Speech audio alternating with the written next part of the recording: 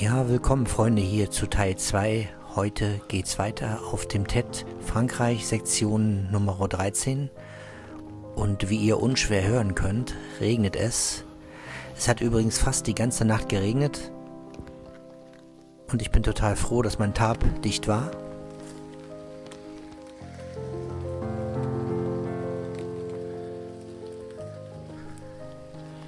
Ja, die Jungs schlafen noch in ihren Zelten.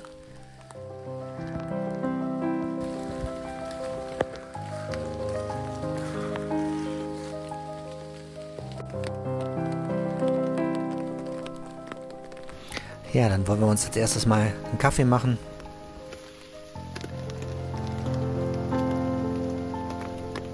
Und warten, bis die beiden aufstehen.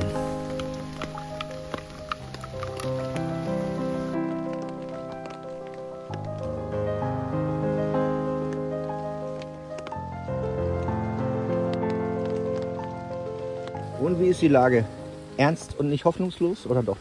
Ich habe ein Loch in der Luftmatratze und mein Zelt ist innen nass. Ja, ist nur einwandig, ne? Ja, das ist Ja. halt Ja. das Mittending und Genau, das habe ich ja auch mit meinem alten Zelt gehabt, dass die, wenn die einwandig sind, hast du nur Feuchtigkeit von innen. nee, da ist schon noch so ein Ding drüber. Ach so, ja, aber die Belüftung ist wahrscheinlich scheiße. Nee, ich bin zu lang. Und dann lege ich die Luftmatratze schräge, geht Ja. ja nicht anders. Ja. Und dann drückt die gegen die Außenwand Ja. und dann sapscht das durch. Ja. Ja, bei mir nicht. Tätig. Also ich stoße auch an, aber Ja. Jo.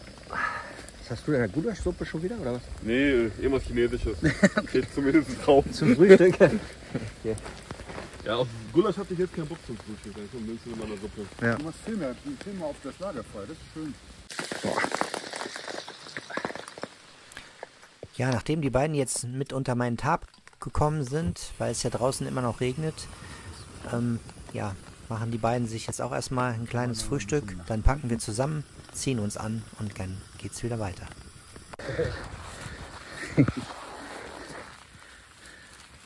So, jetzt geht's gleich wieder los.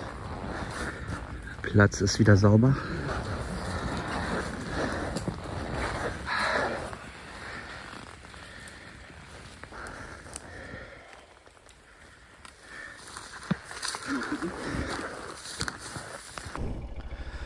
So Leute, auf geht's.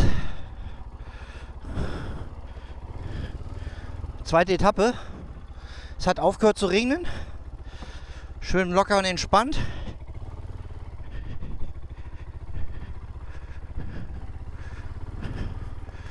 Oh, schön schlammig hier. Hey, hey, hey.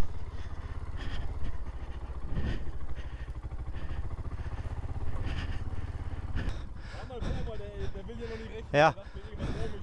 Ordentlich schmierig, ne? Ja, klar. Ja, nachdem es jetzt die ganze Nacht ziemlich stark geregnet hat, ist natürlich der ganze Untergrund hier aufgeweicht und wir haben schlammigen Untergrund und die erste kleine Auffahrt hier von unserem Lagerplatz weg ist ziemlich glitschig.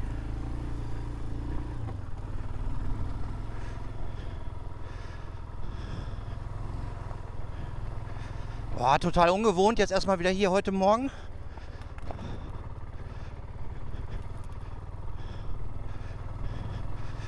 Boah.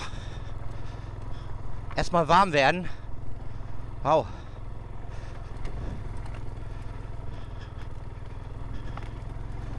Eieiei.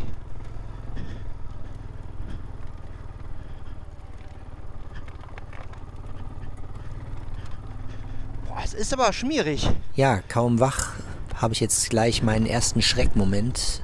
Direkt am frühen Morgen. Eieiei. Scheiße.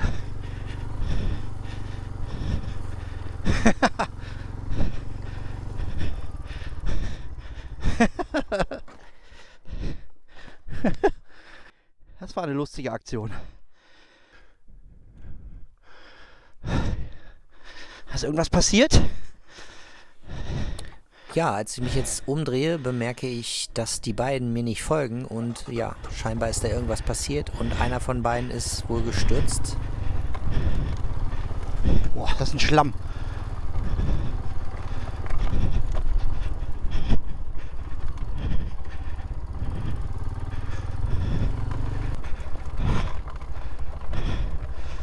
Okay.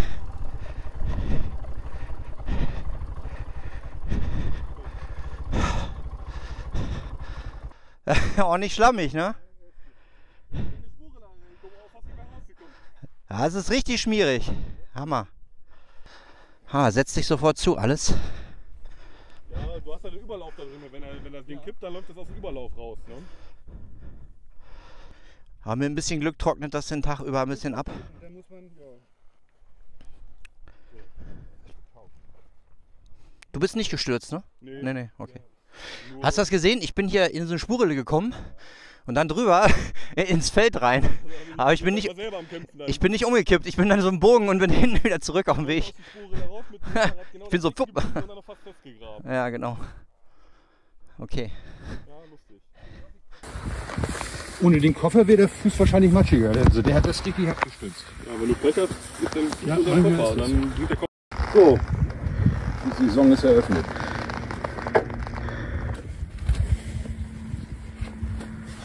Hier müssen wir links. So.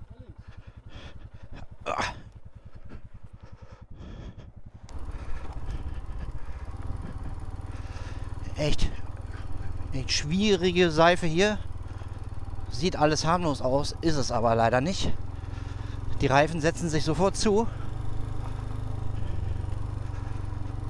Ah.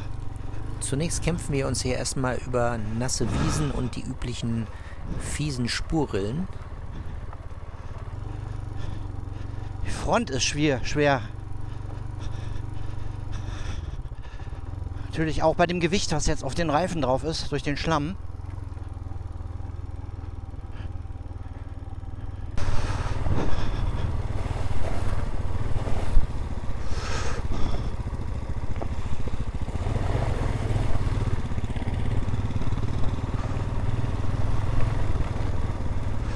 Ja.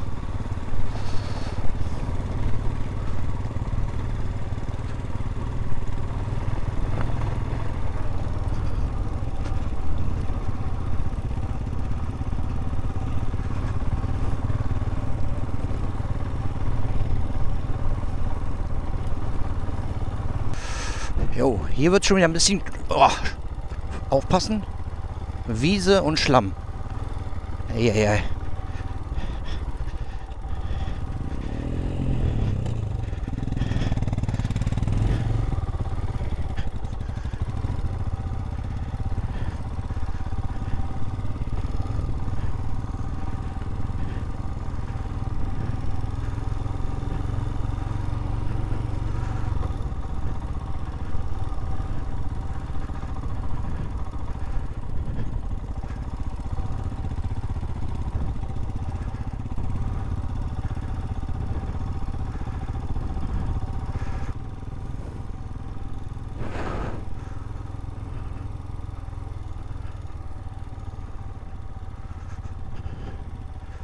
Eieiei. Das wird jetzt lustig werden.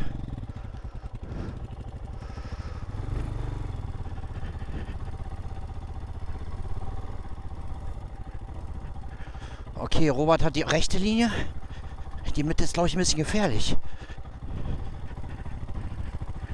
Aber wir werden gleich sehen.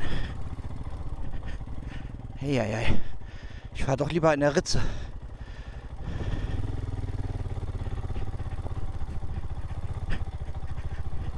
Eieiei.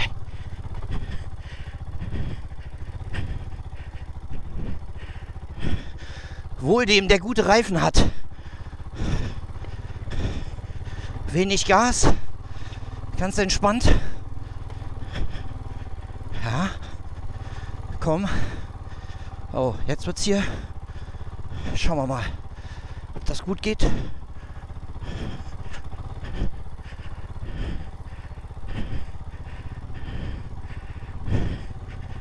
Ja, wenn man hier reinfällt rechts, hat man Geburtstag.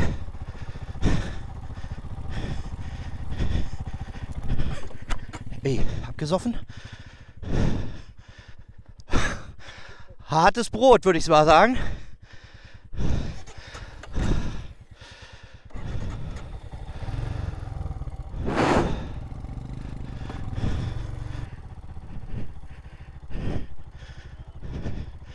Hier soll man auf keinen Fall links in die Lücke. Hey, hey.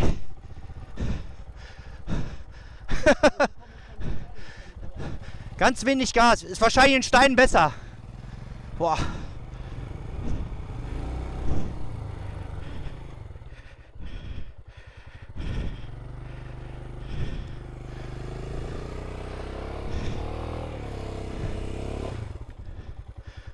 Ganz wenig Gas. Ganz langsam Kupplung. Hier und Stein ist eigentlich kein Problem. Nur so ganz, ganz langsam. Ja.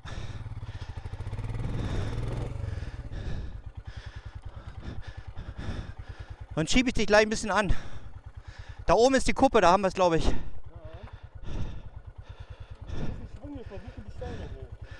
Ja.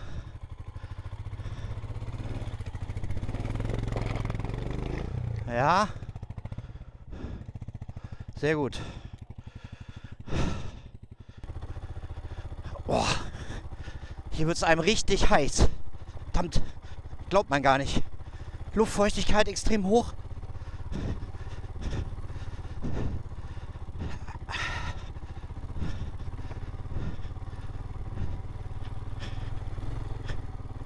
Hey, hey, hey. Boah, Junge.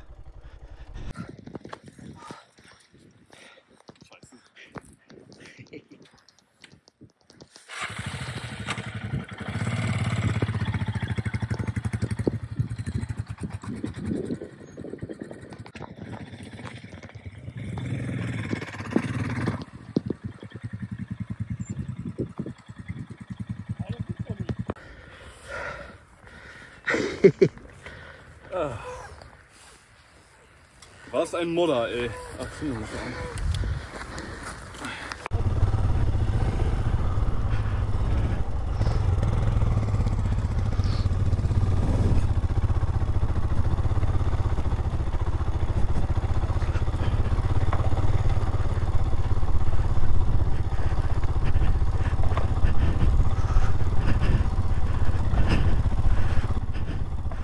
Eieiei. Verdammt. Ich glaube, die Spur ist doch besser.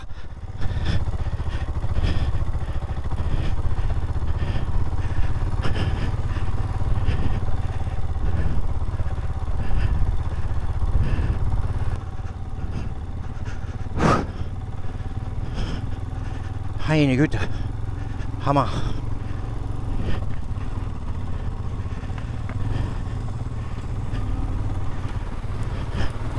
Eieiei.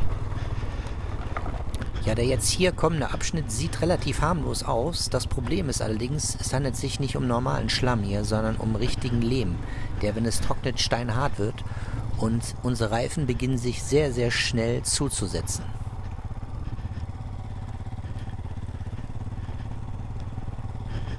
Ich wundere mich hier so ein bisschen, warum der Robert so große Probleme hat, auf der relativ geraden Strecke hier vorwärts zu kommen, weil scheinbar habe ich im Moment doch keine Probleme.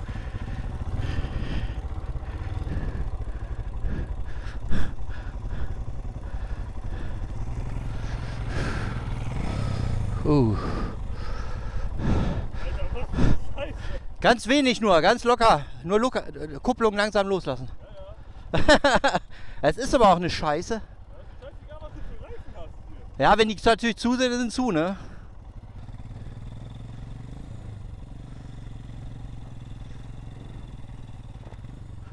Aber du kannst bei dir auch noch Luft ablassen, weißt du auch noch, ne? Ja, wir gehen jetzt hier zunächst davon aus, dass das Hinterrad irgendwie sich zusetzt mit Schlamm. Wobei man sagen muss, hier der Robert hat E09 drauf und ich Mitas Trail XT Plus Reifen. Das sollte eigentlich nicht passieren. Und realisieren noch nicht, dass wir das Problem nicht mit dem Hinterradreifen haben, sondern mit dem Vorderrad.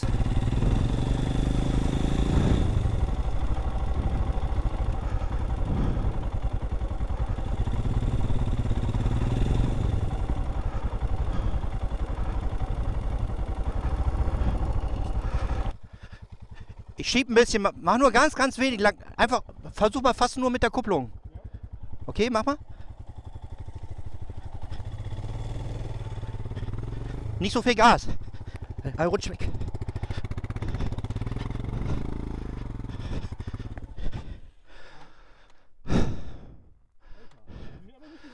Sonst guck mal, versuch mal hier auf der Grasnarbe. Der hat dich ja vor.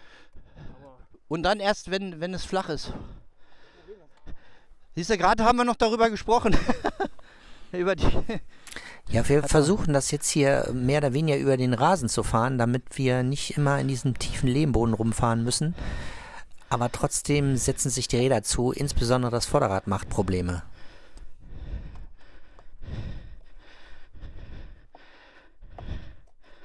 Okay. Ey.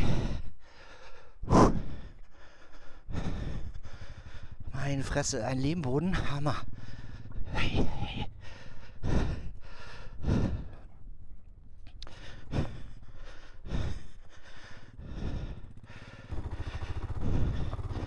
Das gibt's doch nicht, ey.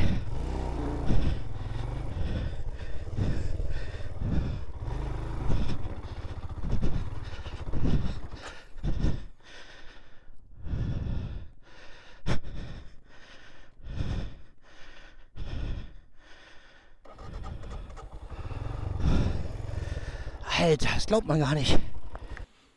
Ja, hier an diesem Punkt realisiere ich immer noch nicht wirklich, dass mein Hinterrad gar kein Problem macht, sondern das Vorderrad einfach komplett blockiert ist von dem Lehm, was sich zwischen dem unteren Fender und dem Reifen ansammelt.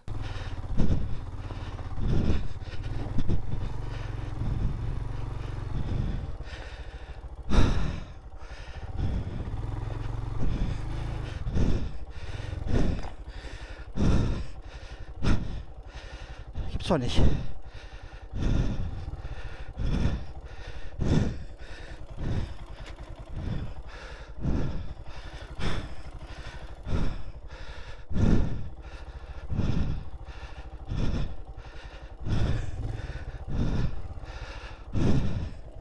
Boah. Alter, gibt's doch nicht.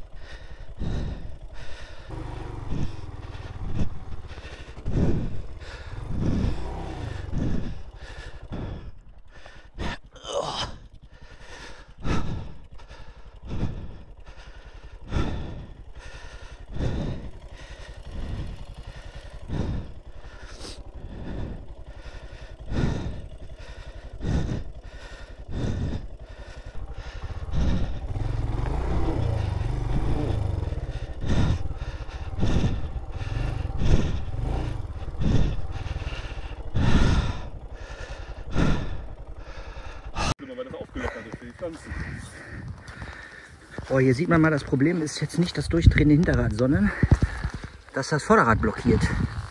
Wegen diesem Lehm. Hinterrad ist nicht das Problem, wenn man da vorsichtig Gas gibt. Aber dieser Lehmboden ist echt der Burner.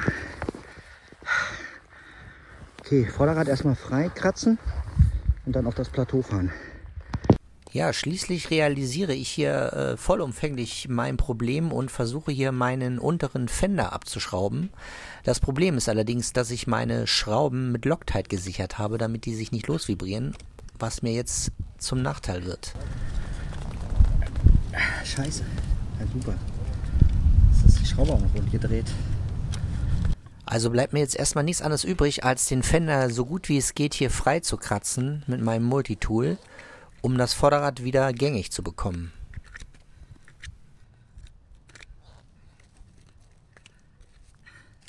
Ja, das Vorderrad ist jetzt wieder frei und ich versuche jetzt erstmal hier nach links zu kommen, um hier im Rasen weiterzufahren.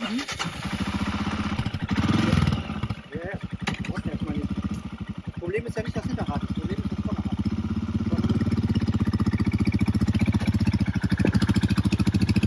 Ich stehe wieder. Vorsicht, nicht nach links kippen. Du nimmst nämlich den Stand weg. Ja, mal Luft. Fahr die Löte rein. Lass ruhig los.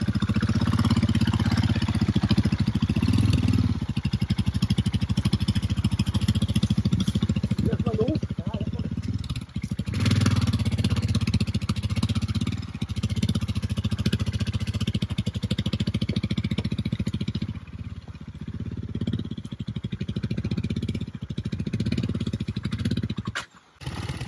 Das ist aber hier nicht der Punkt, wo ich bleiben will.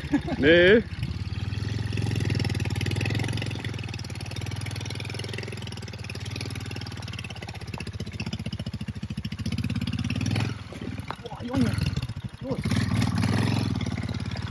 2.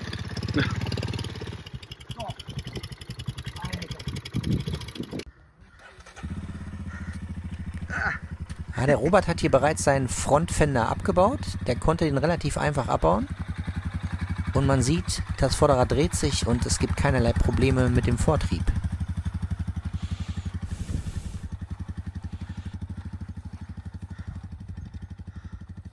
Das geht gut, ne?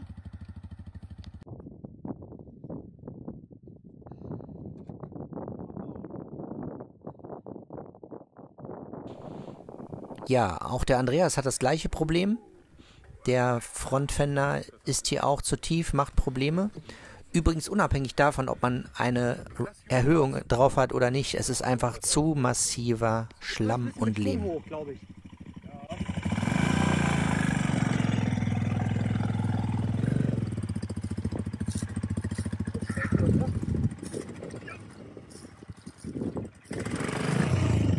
Wenn man darüber fahren will, dann rutscht man immer querer. Aber zurückdreht er sich ein bisschen. Nee, auch nicht. Auch nicht. Ich glaube, komm, lass uns den abbauen. Ja, aber ich will das Motorrad anders hinstellen, weil Ja, geht hoch. genau. Das macht keinen Sinn mit dem Ding. Kein Stück, kein Millimeter. Nee, der ist fest, lass uns den. Das Problem ist ganz. Er hat ja auch vernünftige Imbusschrauben, die sind ja leicht zu lösen. Ja, das Problem hier tatsächlich ist nicht die Traktion am Hinterrad, sondern man sieht hier, dass die Vorderräder blockieren. Also mit oder ohne Spacer ist egal. Das heißt, der Mudguard vorne muss definitiv ab. Jo, bei mir habe ich jetzt hier so zur brutalen Methode gegriffen und abgesägt, weil ich leider die Schrauben mit Loctite gesichert habe, was jetzt aktuell von Nachteil ist.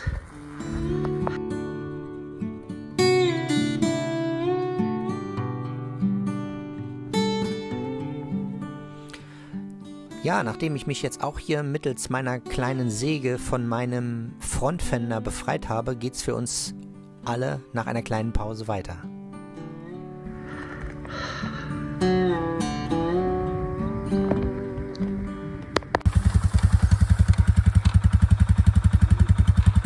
Ich fahre da noch durch. Fahr mal bis zur Straße hoch. Fahr rechts.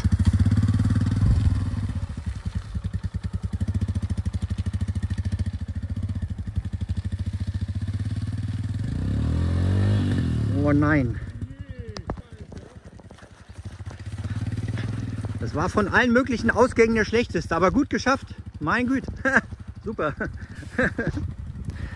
Ja, nachdem der Robert jetzt schon mal vorgefahren ist zur Straße, bin ich an der Reihe und man glaubt es kaum. Ich habe meinen Fender extrem abgesägt und trotzdem reicht das kleine verbliebene Stück aus, um mein Vorderrad weiterhin zu blockieren. Und ich habe hier wirklich viel Mühe, mich hier durch das kleine Rasenstück nach vorne zu bewegen.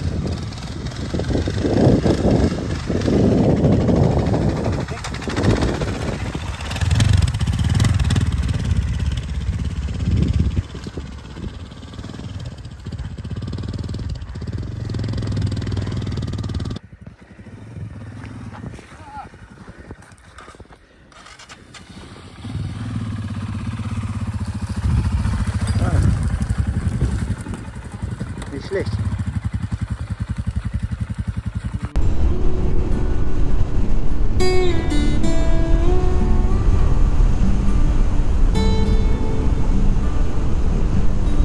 Als wir jetzt endlich raus sind aus dem Modder, suchen wir uns eine Tankstelle, tanken einmal und gehen dann zum Lidl, um uns erstmal mit dem Nötigsten zu versorgen, weil unsere Vorräte sind jetzt zur Neige gegangen.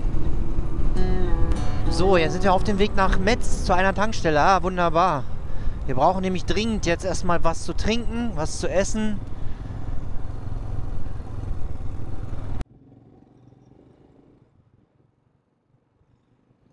Also hier ist schon mal kein Shop. Okay. Am Ende fahren wir noch nach Metz rein und besorgen uns dort etwas Warmes zu essen und essen einen Döner. Und dann geht's wieder zurück auf den TED. So, wir sind jetzt zurück aus Metz. Wir sind jetzt vom TED runtergefahren und haben uns erstmal mit Getränken versorgt, weil wir waren jetzt ziemlich knapp an Lebensmitteln, vor allen Dingen Trinkwasser, aufgrund der Tatsache, dass wir uns da ständig rauswühlen mussten aus dem Lehm. und wir ständig blockierende Vorderräder hatten. Ja, waren wir jetzt in der Nähe von Metz in so einem kleinen Supermarkt und haben auch irgendwie einen Döner gegessen und sind jetzt wieder zurück auf den Tett und fahren dann noch ein kleines Stück und dann haben wir im Prinzip vor, uns einen Campingplatz zu suchen, weil so schlecht ist das nicht, vielleicht heute Abend mal zu duschen, weil wir doch so ein bisschen aussehen wie die Schweine. Und bei der Gelegenheit könnte ich auch mal meine Akkus alle aufladen. Also notfalls kann man auch noch mal draußen schlafen, ist kein Problem. Hängt vielleicht auch so ein bisschen davon ab, in welchem Zustand sich der Tett jetzt gerade befindet. Also schauen wir mal gleich. So, jetzt sind wir gleich wieder auf dem Tett. Hoffentlich nicht wieder an dem gleichen Stück, wie wir gerade rausgefahren sind. Und hier geht's schon los. Sehr schön. Hoffentlich kommt jetzt nicht schon wieder Lehm. Das sieht doch hier schon besser aus. Sehr schön.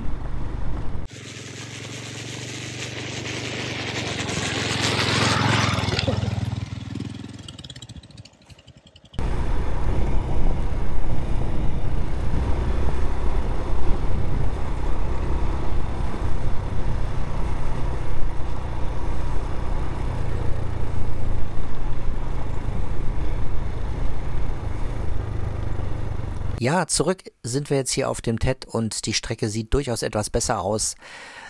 Man mag es kaum glauben, aber die paar Kilometer über diese Lehmfelder, ich glaube, das waren 2 oder 3 Kilometer, haben uns ungefähr 1,5 Stunden gekostet. Also unglaublich. Ich kann euch nur den Rat geben, wenn ihr Offroad-Etappen plant auf keinen Fall zu lange Etappen ein, weil ihr wisst nie, was auf euch zukommt. Also meine Erfahrung am Ende dieses Trips ist tatsächlich nicht mehr als 150 Kilometer einzuplanen. Das kann unter bestimmten Umständen schon ziemlich sportlich sein. Der Robert ist schon gut unterwegs. Ziemlich sicher hier in dem Gelände. Ja.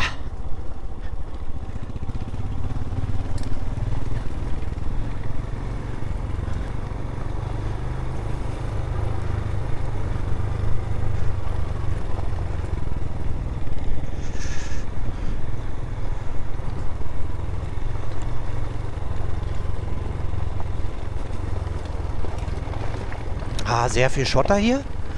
Diesmal etwas grober. Ja, okay.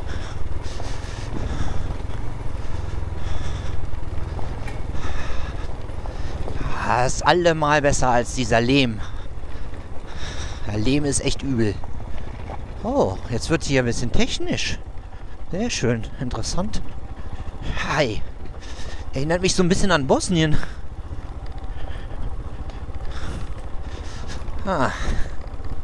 Sehr schön.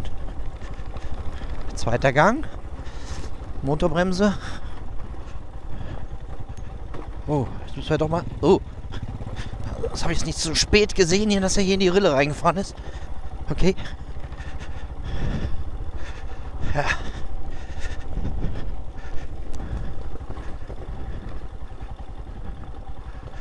Schön ruhig. Ja. Okay.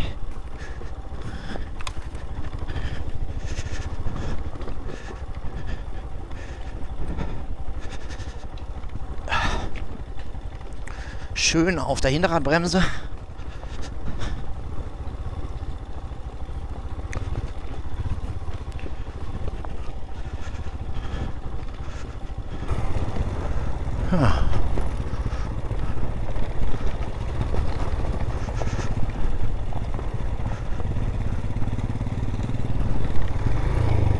Leerlauf drin.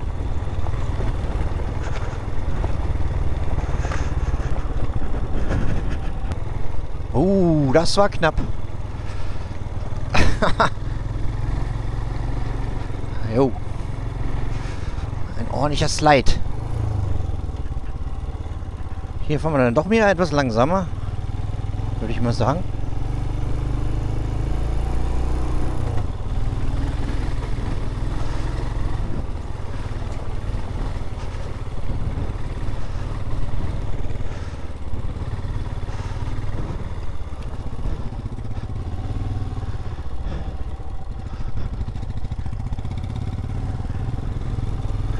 Au.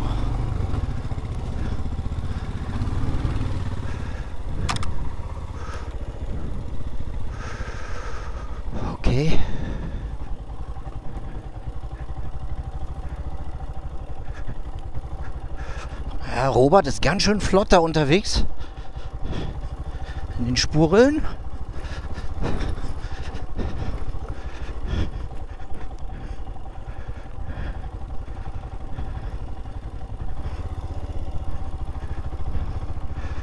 Okay. Ja. Wieder ein Schlammloch.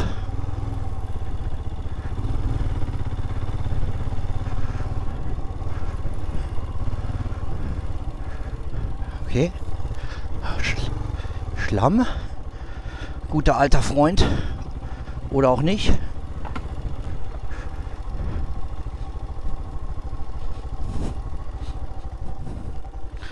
Robert, ich glaube, du wirst hier gleich einen Adler machen. Mutmaßlich. Oder auch ich. Schauen wir mal.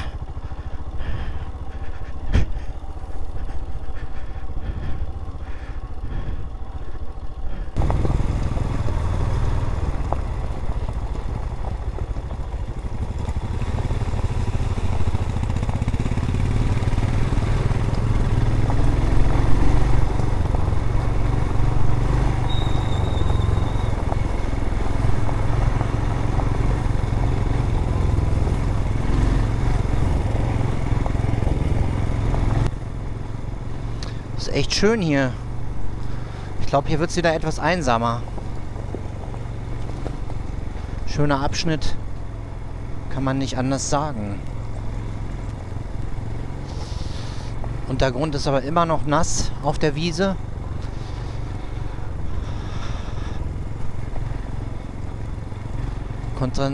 Konzentration muss trotzdem oben bleiben. Obwohl es hier relativ simpel aussieht.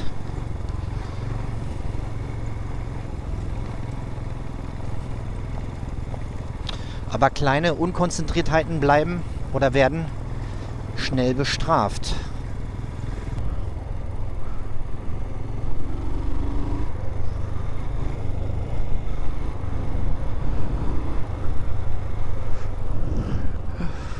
Okay. Ei.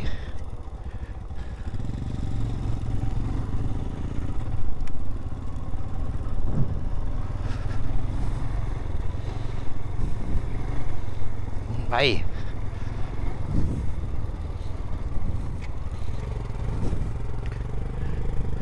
Hier wird es wieder etwas technischer auf der nassen Wiese. Gucken.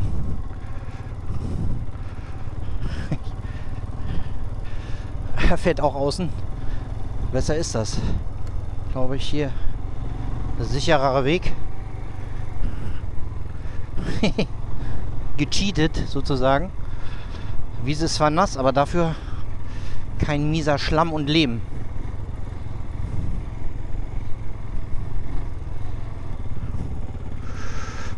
Ja.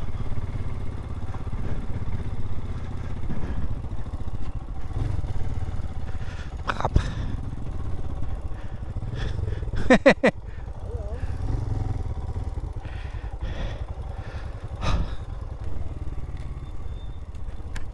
Boah.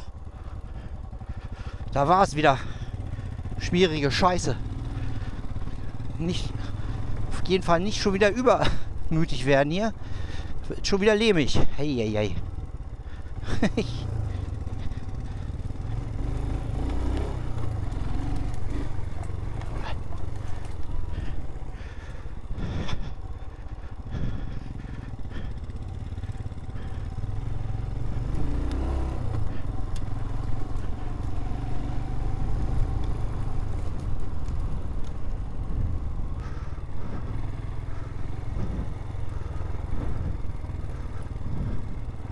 Eieiei.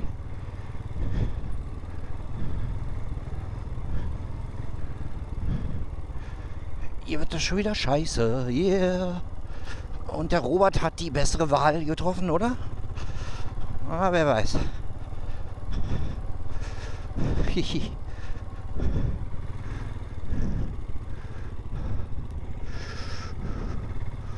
Witzig hier.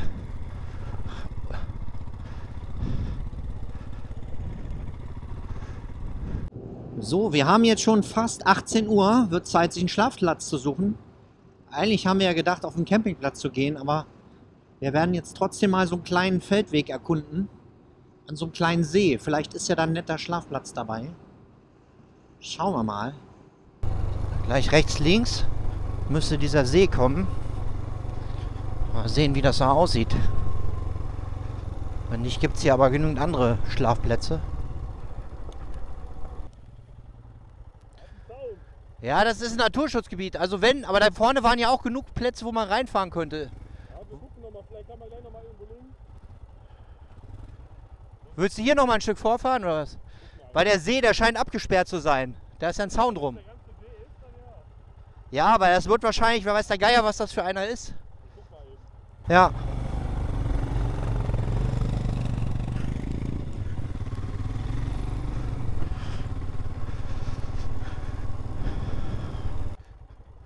Weil hier ist wahrscheinlich auch ziemlich sumpfig. Wahrscheinlich ist besser, weißt du, wo wir da an den Bäumen vorbeigefahren sind. Da ist es besser, weil hier kannst du mal hier gibt es auch wahrscheinlich viele Mücken. Also schlauer ist wahrscheinlich da vorne, wo wir reingefahren sind. Ja, den ersten Versuch, den wir hier gestartet haben, einen Schlafplatz zu finden, der endet nicht so gut, sondern wir landen hier in einem recht sumpfigen Gebiet, was prinzipiell keine gute Idee darstellt, dort zu übernachten, und das nicht nur wegen der vielen Mücken.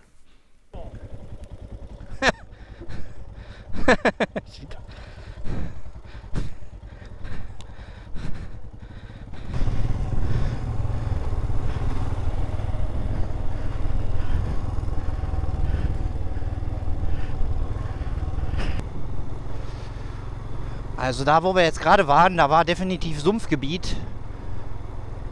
Was keine gute Idee ist, da reinzufahren. Lieber dahin, wo solide Bäume sind. Hier zum Beispiel, aber ich glaube, wir machen das nochmal weiter hier. Schließlich drehen wir um und fahren in eine weitere kleine Einfahrt rein, in ein Waldgebiet, und ja, suchen da nach einem geeigneten Schlafplatz.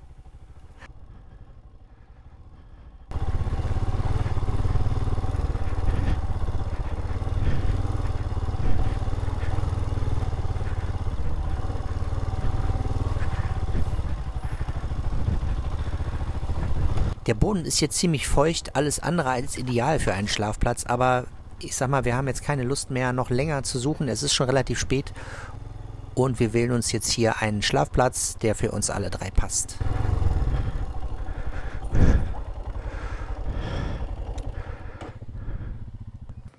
So, das ist jetzt hier unser Lagerplatz für heute. Welche Bäume wollt ihr jetzt haben? Ich nehme die beiden. Ja. Die langen. Also das ist eigentlich ein guter Platz hier, und hier kann man auch noch freiräumen. Gut geschützt gerade. Alter, was ist das für Schnecke? Ja, Schnecken gibt es überall. Ja, die ist aber richtig fett. Die ist auch nicht angebeult. Ja, seht ihr das Lager?